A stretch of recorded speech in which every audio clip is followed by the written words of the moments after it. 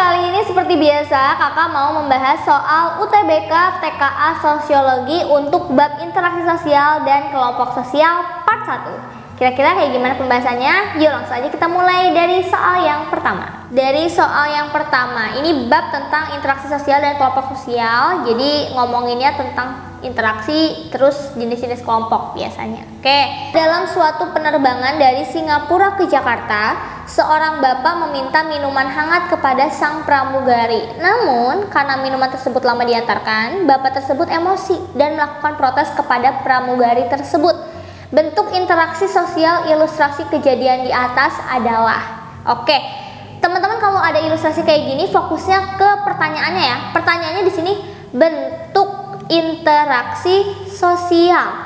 Nah, kita harus tahu nih bentuk interaksi sosial. Bentuk interaksi itu ada dua ya teman-teman ya, dibagi jadi dua. Pertama ada asosiatif, yang kedua ada disosiatif.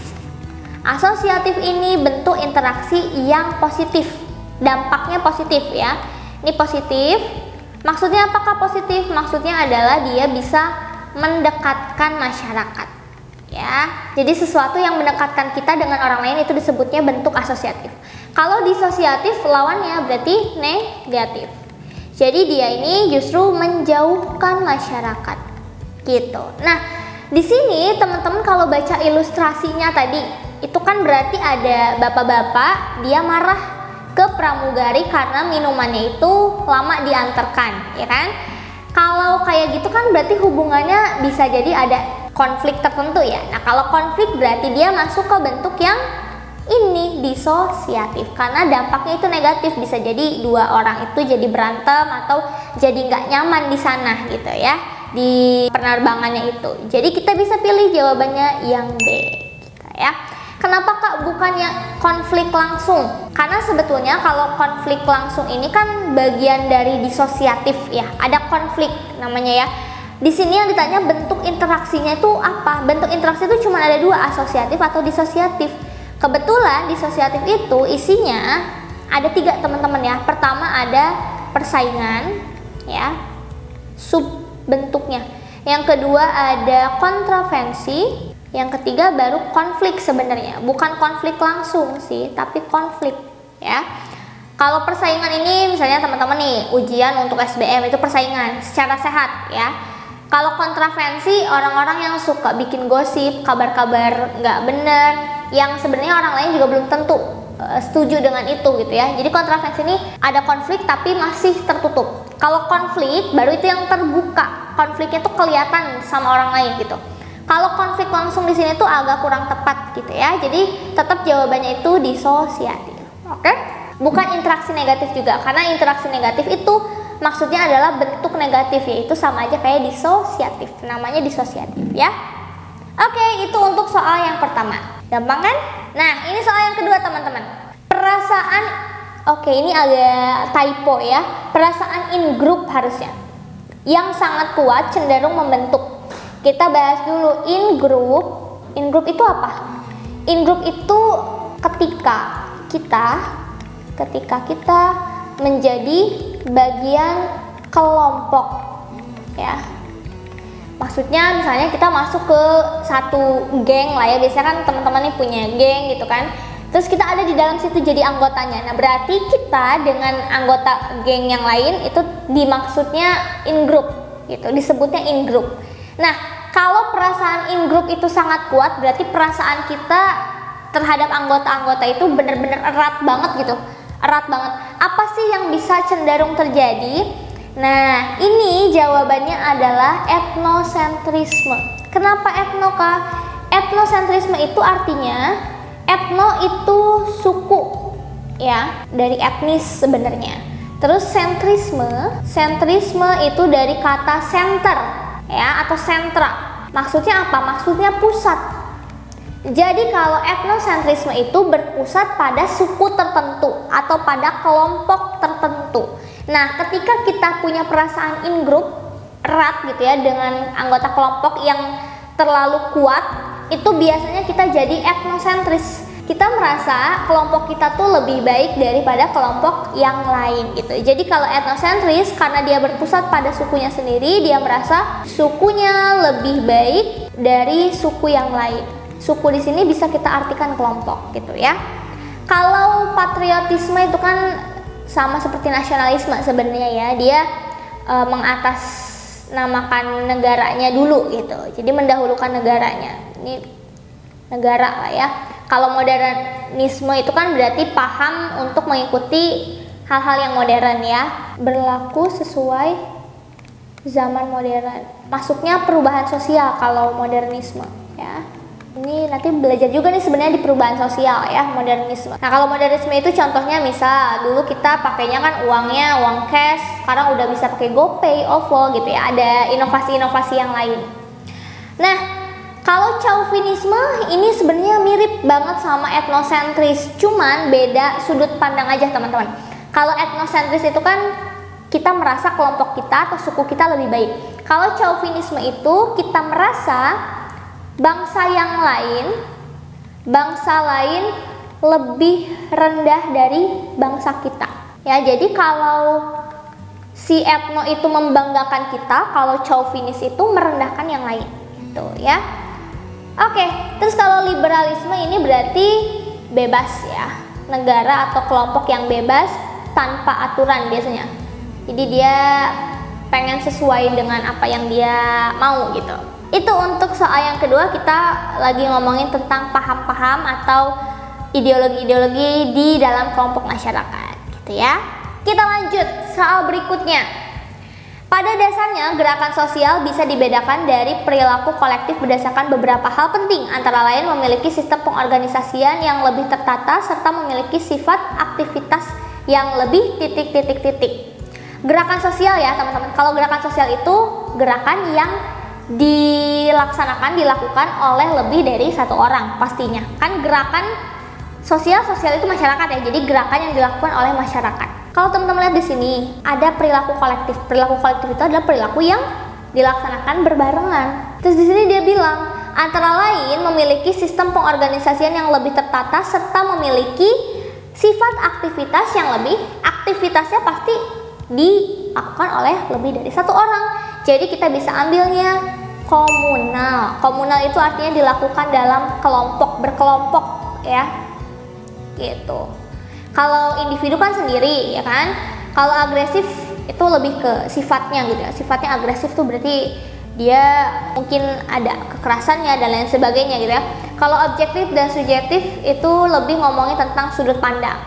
Kalau subjektif itu orang yang melihat tergantung dari subjeknya atau orangnya siapa gitu ya. Tapi kalau objektif dia sesuai fakta ya. Kalau ini sesuai fakta, kalau ini sesuai masyarakatnya, orangnya, individunya gitu ya. Udah, karena dia lagi ngomongin gerakan sosial jadi kita pilihnya yang komunal. Oke, kita lanjut. Ini ada pada bulan November 2017 pemerintah mengakui keberadaan kelompok penghayat kepercayaan. Meskipun undang-undang sudah disahkan, masih banyak praktik diskriminasi dalam masyarakat terhadap kelompok penghayat yang kini menjadi minoritas.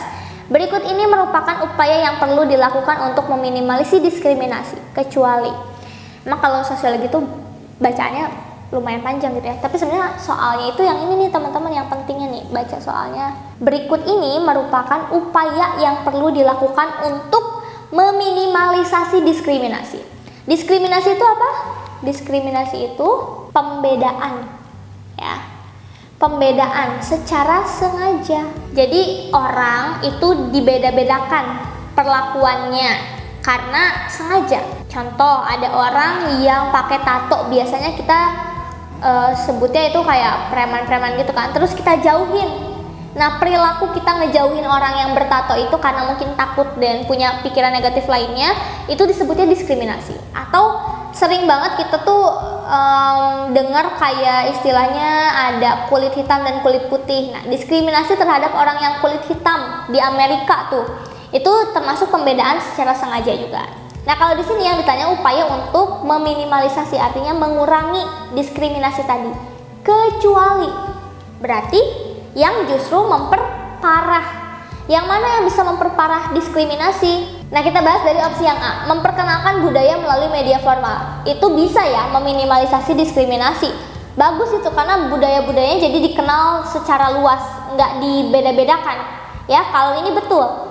Yang B, membenarkan separatisme berkembang. Separatisme apa? Separatisme itu pemisahan. Kalau teman-teman pernah dengar kasus-kasus kayak ada pulau-pulau di Indonesia yang pengen memisahkan diri gitu kan, ada kelompok-kelompok yang pengen bikin negara sendiri, nah itu termasuk separatisme. Kalau membenarkan separatisme berarti dia mendukung diskriminasi, ini jadi jawabannya ya teman-teman. Ini kan tadi yang meminimalisasi kecuali, berarti yang mendukung dong ya. Kalau C, sikap persuasif itu bagus. Persuasif itu membujuk ya, membujuk supaya orang-orang itu mau ikut berpartisipasi gitu, itu persuasif ya. Akomodasi konflik, akomodasi itu artinya dia menyelesaikan ya, menyelesaikan konflik atau penyelesaian konflik. Bagus dong, kalau ada konflik harus langsung diselesaikan kan, jadi ini positif. Mengusahakan sikap toleransi, menghargai perbedaan gitu ya, ini juga positif gitu ya, menghargai perbedaan. Dah, jadi kalau yang lainnya itu bisa meminimalisasi diskriminasi, yang justru mendukung itu adalah yang B. Jadi kita pilih jawabannya yang B. Oke? Gitu deh teman-teman, ini untuk masalah diskriminasi sosial. Oke, kita lanjut ya.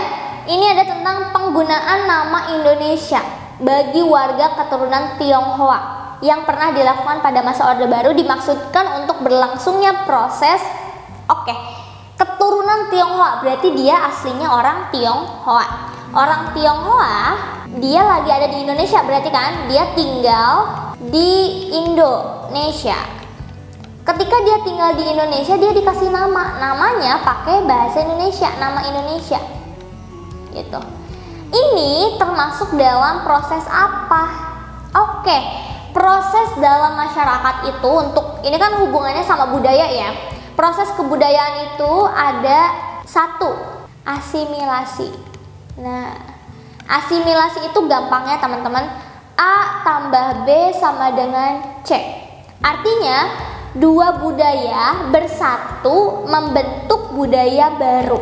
Jadi yang C ini budaya baru.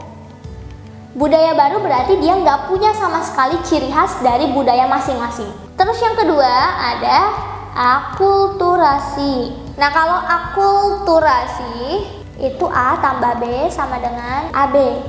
A tambah B sama dengan AB. Maksudnya apa? Maksudnya adalah ketika dua budaya digabung jadi satu gitu, tapi dia tetap ada ciri khas masing-masing dari budayanya. Jadi ini masih ada ciri khas gitu ya. Contohnya teman-teman, kalau asimilasi itu dangdut, musik dangdut itu dulunya dari India sama Melayu. Tapi kalau kita dengar musik dangdut kan nggak ada unsur Melayu atau Indianya ya, udah Indonesia banget gitu. Jadi itu contoh yang asimilasi, dia budayanya budaya baru. Tapi kalau akulturasi itu contohnya kalau di Indonesia ada Masjid Kudus ya, itu masjidnya masih ada ornamen atau kayak pahatan-pahatannya gitu ya, desainnya itu dari Buddha. Jadi orang-orang yang Buddha itu masih bisa ke sana, orang Muslim juga bisa sholat di sana. Jadi masih ada ciri khas dari dua budaya yang berbeda. Gitu ya teman-teman contohnya. Nah, dari proses kebudayaan ini mana sih yang cocok ke sini? Orang Tionghoa dikasih nama Indonesia. Kalau udah dikasih nama Indonesia, udah tinggal di Indonesia, berarti unsur Tionghoanya kan perlahan-lahan menghilang kan. Nah, berarti proses ini itu termasuk yang asimilasi, karena dia mau nggak mau menghilangkan ciri khas dari Tionghoanya itu sendiri gitu ya. Karena kan nama Tionghoa itu sama kayak kalau di Indonesia tuh sama kayak marga orang-orang Sumatera ya, itu tuh identik banget sama bangsanya. Kalau itu dihilang, diganti, ya udah berarti dia udah luntur lah budaya yang aslinya gitu ya. Jadi ini termasuk proses asimilasi. Kalau amalgamasi itu pernikahan ya, pernikahan dari dua budaya yang berbeda. Oke? Kalau asosiasi itu perkumpulan, kelompok. Kalau afirmasi itu dia bisa ini ya, kalau afirmasi itu bisa termasuk bantuan dan lain sebagainya, itu afirmasi. Oke, kita lanjut ya teman-teman ya. Kita lanjut ya. Weber menyatakan bahwa tindakan sosial apapun terwujud berdasarkan arti subjektif dan motivasi yang mendasarinya.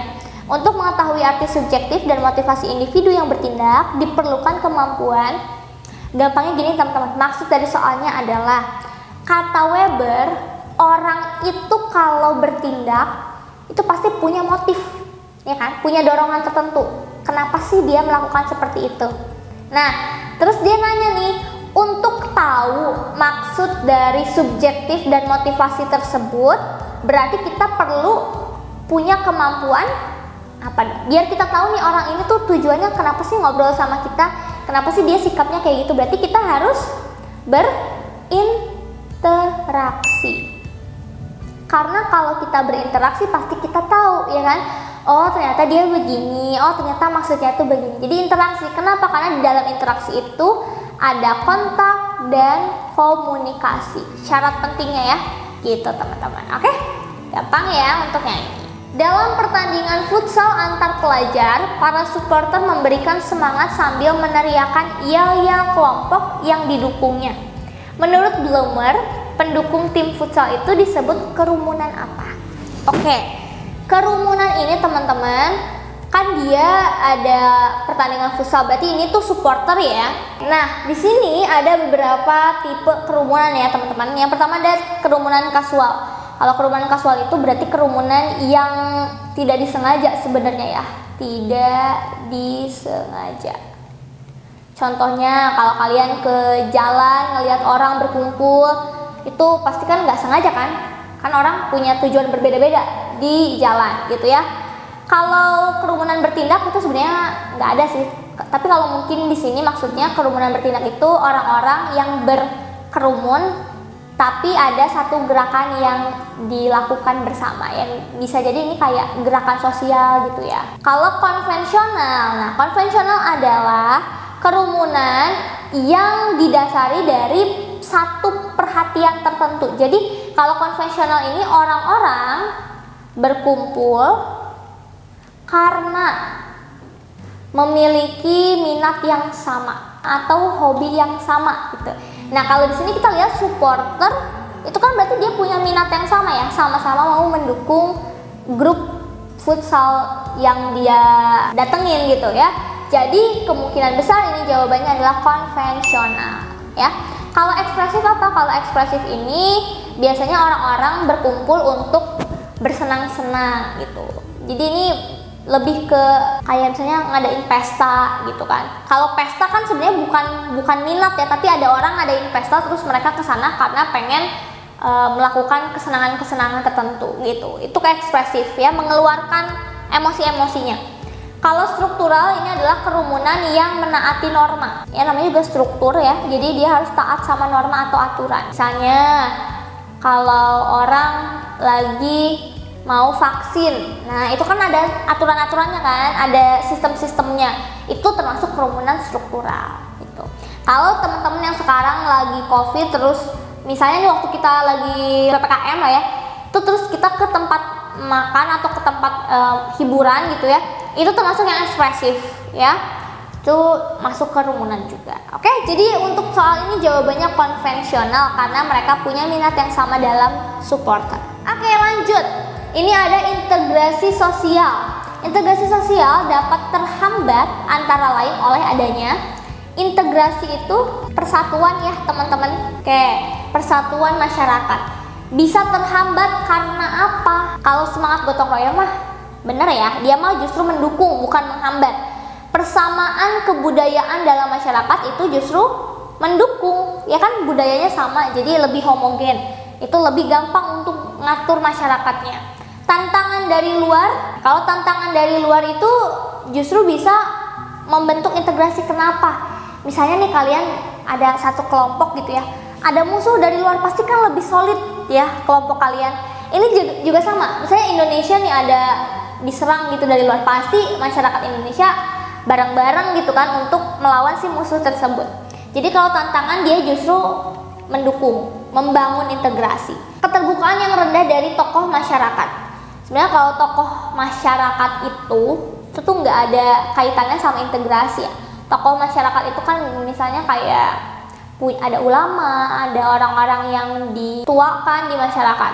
Keterbukaannya rendah, berarti mereka tertutup ya, mereka nggak mau ngasih tahu informasi terhadap sesuatu. Nah ini justru kalau misalkan dia tidak terbuka, pasti ya terhambat integrasinya karena ada orang-orang atau oknum-oknum yang begini. Ya, kalau yang penghargaan terhadap perbedaan ya justru dia berarti menghargai perbedaan tersebut kan, gitu. Misalnya, oh iya kamu agamanya ini, aku agamanya yang lain, kamu suku ini, aku suku yang lain. Nah itu kan berarti ada perbedaan, tapi kita menghargai, toleransi. Jadi kalau toleransi mah bagus ya. Dah, jadi jawabannya itu yang D. Oke, manakah di antara pilihan tersebut, pilihan berikut yang merupakan karakteristik dari kerumunan sosial? Kerumunan itu yang paling penting adalah yang B, teman-teman. Terjadi interaksi sesaat. Kenapa? Karena kalau yang namanya berkerumun itu kan nanti juga bisa balik lagi kan ke tempatnya masing-masing gitu.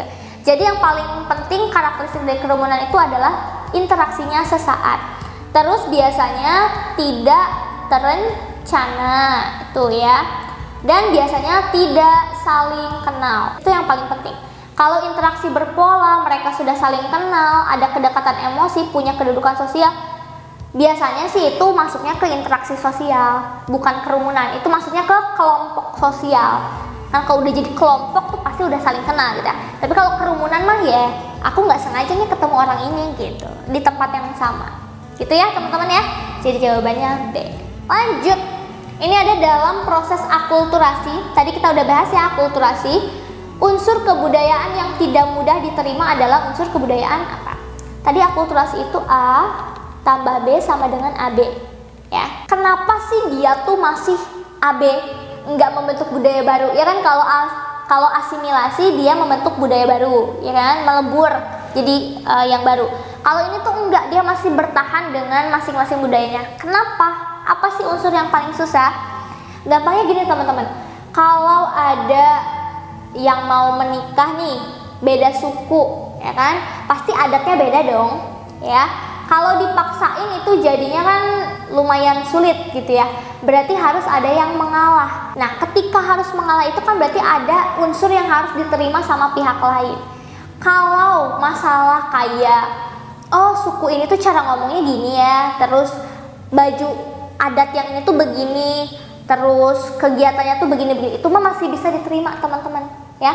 Tapi yang susah itu adalah kepercayaannya. Misalnya kalau di suku A itu nggak boleh begini, tapi kalau di suku B itu nggak masalah ya. Jadi yang paling susah diterima itu adalah yang E, non material.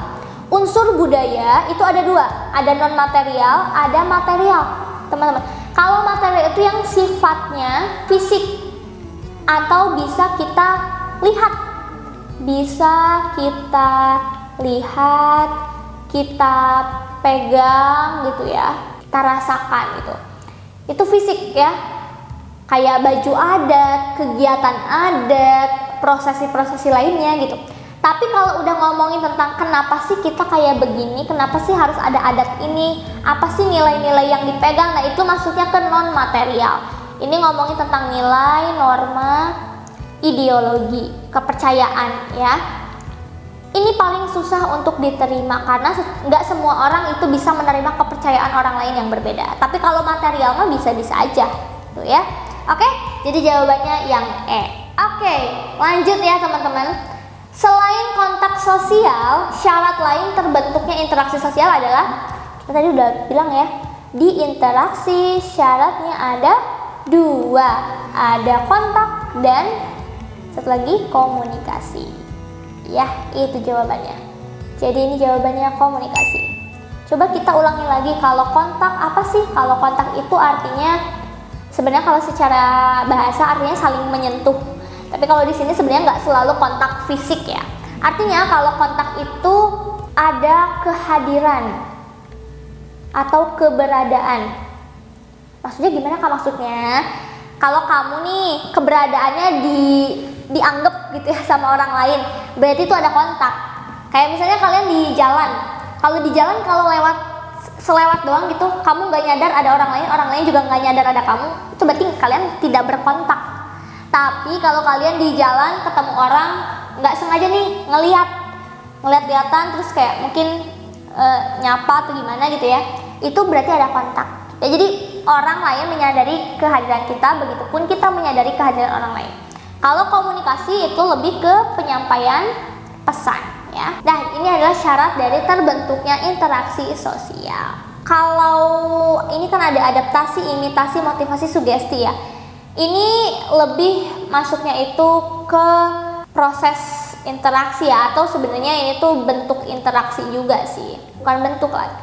Ini ya, tipe ya, proses yang terjadi di dalam interaksi. Oke? Nah, kalau adaptasi itu kan pasti dia menyesuaikan dengan masyarakatnya. Kalau imitasi itu dia proses meniru orang lain. Kalau motivasi dorongan ya, namanya juga motivasi berarti dorongan. Kalau sugesti menerima saran-saran atau masukan-masukan dari orang lain. Oke, soal berikutnya dulu nih teman-teman. Dua orang melakukan percakapan atau chatting melalui Facebook. Dalam situasi ini apakah keduanya melakukan interaksi sosial? Ya, kita lihat dulu. Ada kontak sama komunikasinya atau enggak? Karena kita harus lihat syarat interaksi dulu ya. Oke, sekarang kita analisis soalnya. Orang lagi chatting di Facebook nih. Kira-kira sadar nggak sih ada keberadaan orang lain? Ya pasti sadar dong, ya kan? Masa kita chatting sama orang kita nggak tahu ada orangnya atau enggak, ya kan? Jadi kontaknya dia menyadari ada orang lain, ya. Kontaknya ini langsung atau nggak langsung? Nah, kontak itu ada primer ya. Kontak ini ada kontak primer, ada kontak sekunder. Dia termasuk kontak apa nih? Kalau primer itu yang ketemu langsung. Nah, kalau kita chatting di Facebook ketemu nggak? Nggak ketemu. Berarti dia bukan primer. Masuknya sekunder. Sekunder itu dibagi jadi dua lagi teman-teman. Dia ada sekunder langsung dan tidak langsung. Ya, apa bedanya? Bedanya kalau yang langsung itu berarti dia pakai perantara nih, ya. Tapi masih ketemu sama orangnya langsung. Maksudnya kayak gini, chatting. Kita chattingan sama orangnya langsung kan, bukan sama orang lain. Nah, itu berarti masuk ke sekunder langsung. Biasanya ini kayak chat, Skype, video call, ya, V-call, telepon. Itu kan kita sama orangnya langsung, tapi emang nggak di satu tempat yang sama, gitu ya. Tapi kalau sekunder tidak langsung, itu benar-benar kalian nggak ketemu sama sekali, kamu nggak ngomong sama orangnya, ini pakai orang ketiga. Contohnya apa? Contohnya kalau kamu mau nyampein pesan ke teman kamu lewat orang lain, nah itu masuknya sekunder tidak langsung. Kayak tolong ya kasih tahu ke si A misalnya, kalau besok kita ada kerja kelompok. Nah itu kan lewat orang lain, sama sekali nggak ketemu. Atau kamu kirim pesan lewat pos gitu, surat, itu kan ke pos itu kan orang lain kan, ya. Jadi itu termasuk tidak langsung. Oke? Nah, di sini karena dia masih sama Facebook, masih ada orangnya, berarti ada kontaknya.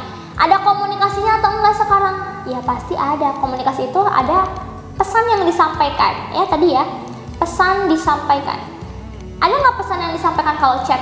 Ada dong. Kan dia kasih satu pesan dibalas lagi, terus dibalas lagi gitu ya. Jadi ini jawabannya yang B.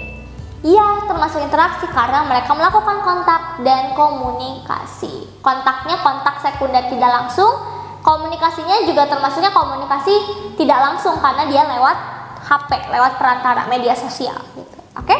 Next. Nah, ini pertanyaannya bentuknya sebab akibat. Lebih ke pernyataan sama sebab sih ya. Kita lihat ya. Dalam komunitas K-pop sering dijumpai seseorang berpenampilan seperti tokoh K-pop yang diidolakan. Sebab dalam interaksi sosial sering terjadi seseorang berupaya untuk menyamakan diri dengan tokoh idolanya sebagai proses identifikasi diri. Yang pertama, pernyataannya nih teman-teman, kita sering lihat dia sama penampilannya dengan idolanya. Itu betul ya. Kalau teman-teman mungkin yang K-pop suka lihat ada yang pakai baju-baju ala-ala K-pop, atau kalau yang suka kebudayaan lain misalnya kayak Jepang itu kan ada yang pakai cosplay dan lain-lain ya. Itu sering kita jumpai teman-teman. Sebabnya kenapa dia berpenampilan seperti itu? Karena katanya ada seseorang yang berupaya untuk menyamakan diri dengan idolanya sebagai proses identifikasi diri. Nah, ini ngomongin tentang proses interaksi tadi ya teman-teman ya. Itu ada beberapa macam proses. Pertama ada yang namanya imitasi. Ini aku jadiin versus biar gampang diingat. Ada imitasi, ada identifikasi. Ya, kalau imitasi itu meniru, Kalau meniru itu berarti cuma sebagian dan sifatnya itu sementara, teman-teman ya. Kalau identifikasi dari kata identik, kembar identik artinya mirip, sama persis, itu identifikasi ya. Jadi kalau ini istilahnya itu menjiplak atau menyamakan. Biasanya kalau identifikasi itu jatuhnya ke operasi plastik itu loh, yang merubah fisik, nggak bisa kita balikin lagi kan. Kalau meniru biasanya cuma bajunya doang atau style rambutnya doang gitu loh ya. Nah kalau di sini menyamakan diri disebut proses identifikasi, berarti betul. Dan ini berhubungan, jadi jawabannya A, benar-benar berhubungan. Oke, jadi itu ya teman-teman. Nah, sebenarnya ada proses-proses yang lain tapi nanti bisa dilihat di soal-soal berikutnya. Nah ini yang tadi aku mau bahas kan, simpati yang muncul dalam proses interaksi sosial bertujuan untuk simpati itu merasakan perasaan yang sama dengan orang lain. Jadi jawabannya itu yang E, memahami pihak lain sehingga dapat bekerja sama. Ada simpati, ada empati ya. Bedanya kalau simpati itu dia cuma secara verbal, kayak orang ada yang sedih kita cuma bilang sabar ya gitu. Tapi kalau empati ini ada tindakan. Misalnya kita nggak cuma bilang sabar tapi kita bantuin supaya dia nggak sedih lagi dan lain sebagainya gitu ya. Kalau mengidentifikasi perilaku manusia ini bisa ya identifikasi tadi ya. Identifikasi. Menjadi sama ini identifikasi juga. Menyesuaikan diri ini maksudnya adaptasi. Menerima pandangan, kalau ngomongin pandangan, saran itu sugesti ya. Oke, seperti itu ya. Gampang kan ya teman-teman? Oke, lanjut, ini ada di Indonesia saat ini banyak bermunculan motivator handal di berbagai bidang yang mampu memberi motivasi dan saran-saran membangun yang bermanfaat bagi kehidupan masyarakat. Hal ini menunjukkan bahwa motivasi itu apa? Dorongan. Jadi jawabannya udah langsung yang D. Dorongan yang berasal dari dalam diri maupun orang lain gitu ya. Kalau yang A, ketertarikan, faktor fisik dan penampilan, ini bisa imitasi atau identifikasi. Seperti tadi ya. Tadi kita udah ulang beberapa kali. Perasaan mendalam, ini bisa tadi simpati atau empati. Ini tergantung dia cuman verbal atau dia ada tindakan, tergantung ya. Meniru dan menyamakan, sama ya. Ini imitasi dan identifikasi juga. Kecenderungan menjadi sama itu identifikasi. Oke, jadi yang untuk motivasi yang D. Oke, itu dia teman-teman untuk pembahasan part 1 dari sosiologi bab interaksi sosial dan kelompok sosial. Untuk berikutnya nanti kita juga bakal upload di part 2-nya. So, itu aja untuk video kali ini. Terima kasih and see you in the next video. Dah.